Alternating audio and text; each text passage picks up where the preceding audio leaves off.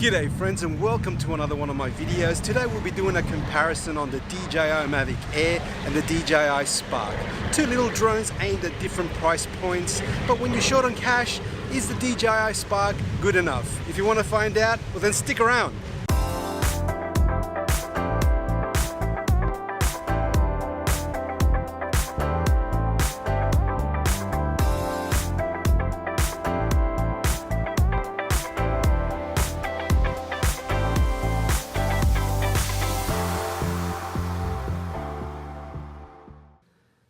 And welcome back. The reason you're probably watching this video is because you're trying to make up your mind whether you should get that drone or not.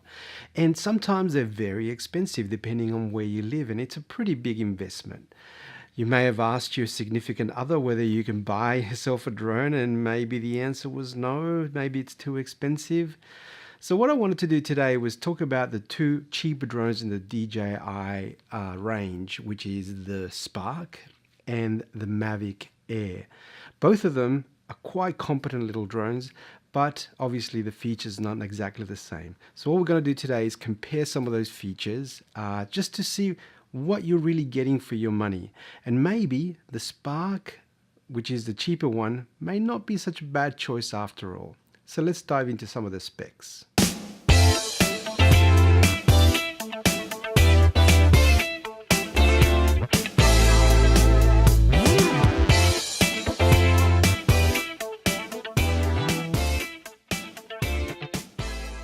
As you know, the DJI Spark has been out for quite some time now, and the price has been steady at $499.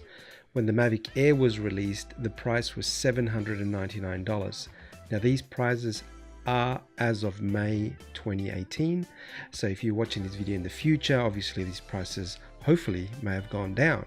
But the $300 difference between the Spark and the Air is quite considerable, and that may turn off a lot of people from purchasing the drone because of that price difference. So what I've been hearing from friends is that retailers are recommending the Air above the Spark, claiming that it's got better features and it's a better drone all round. But that may not be the case. When you compare the weight of the two drones, the Spark is the lighter one at 300 grams versus the Air's 430 grams. Now that is a really good thing, especially when you are carrying other equipment with you. From a dimensions perspective, with the Air's wings folded out, the Spark is a smaller drone. 143 by 143 by 55 millimeters is quite a small little bundle, and it packs away nice and neatly inside your bag, and that gives it an advantage over the Air. From a remote control perspective, both drones are almost identical. They both can be flown through gesture control. You can purchase a remote controller to fly them, and both of them also can be flown using a mobile device. The only slight difference that I see is that in the specifications for the Spark, it refers to an intelligent mobile device. I really do not know what the difference is between that and a normal mobile device. When it comes to the intelligent flight modes, we start seeing some differences.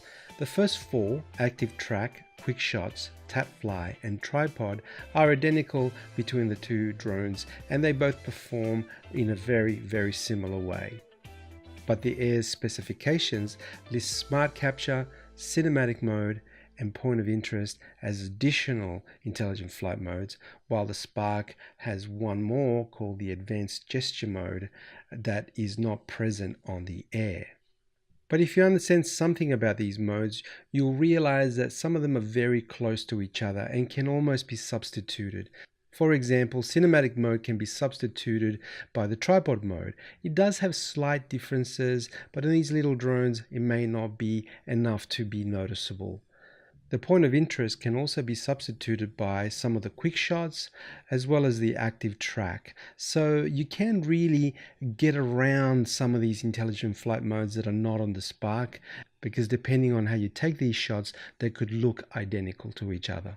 From a photography perspective, both drones share the same 1/2.3 inch CMOS sensor, and they both take images at 12 megapixels.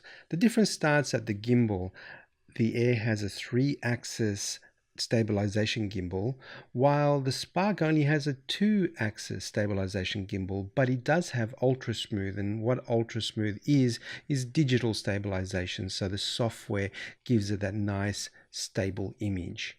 Now, the major difference between these two drones obviously is what the images that it can capture. The Air can capture video to a resolution of 4K, while the Spark has a fixed 1080p video resolution. Now, I can take it or leave it. I do not have a computer that's strong enough and powerful enough for me to comfortably edit 4K videos. So from my perspective, a nice, clean, sharp 1080 image is good enough for the type of work that I do. Now, obviously, if you're doing something a little bit more professional, the 4K is going to be important, but 1080p is good enough for me.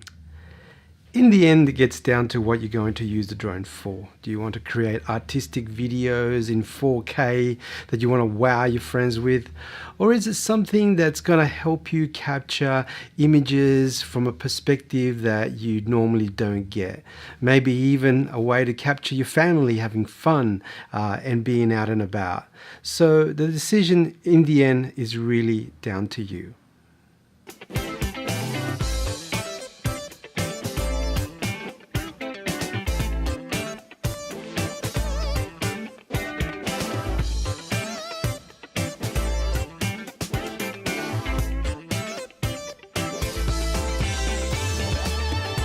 And there you have it, friends, 2 little drones vying for your dollar. I wonder which one you're going to choose.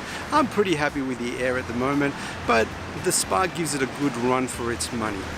If you like this video, press the like button and subscribe if you haven't done so already.